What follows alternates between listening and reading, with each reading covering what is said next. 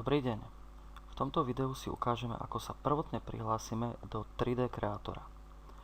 Po zaregistrovaní vašej mailovej adresy vám do vašej schránky príde správa od Prodboard Support, konkrétne z adresy noreplay@prodboard.com.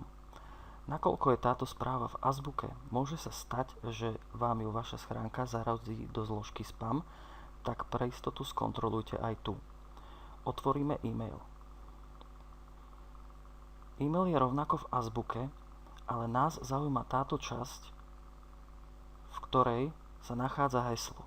Konkrétne sa heslo nachádza medzi úvodzovkami. Tú časť si označíme a s pomocou klávesovej skratky Ctrl+C skopírujeme.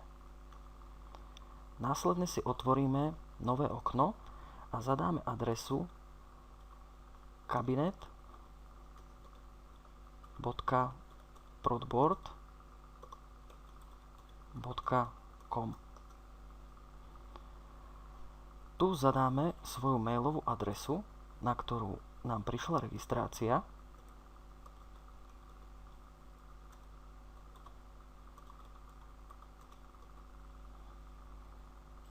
Nižšie pomocou klávesovej skratky Ctrl+V vložíme heslo a stlačíme prihlásiť.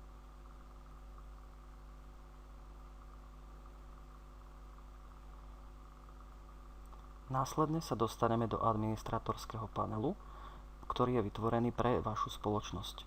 Vľavo hore vidíte názov vašej spoločnosti a vpravo hore je vaše meno, ktoré je vygenerované z vašej mailovej adresy. Otvoríme si tu možnosti, ktoré máme a klikneme na profil.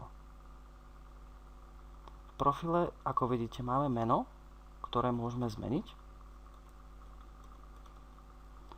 Zároveň môžeme, ale nemusíme zadať telefónne číslo. A stlačíme Update profil. Čím sa nám náš profil aktualizoval. Zároveň odporúčam zmeniť heslo. Keď už ste prihlásení, zadáte nové heslo, ktoré musí obsahovať minimálne 6 znakov. Heslo potvrdíte a stlačíte Zmeniť heslo. Vaše heslo bolo zmenené. Teraz sa už dostaneme priamo do 3D kreatora. Rozbalíme si ponuku Configuration a stlačíme Calculators. Tu sa nám zobrazí odkaz, ktorý nás už dovedie priamo ku 3D kreatoru. Klikneme, otvorí sa nám ďalšie okno.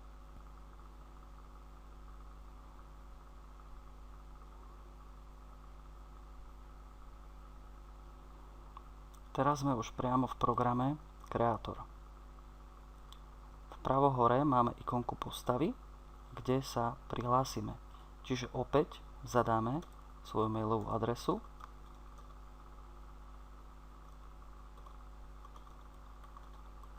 a už zmenené heslo. Klikneme na Prihlásiť.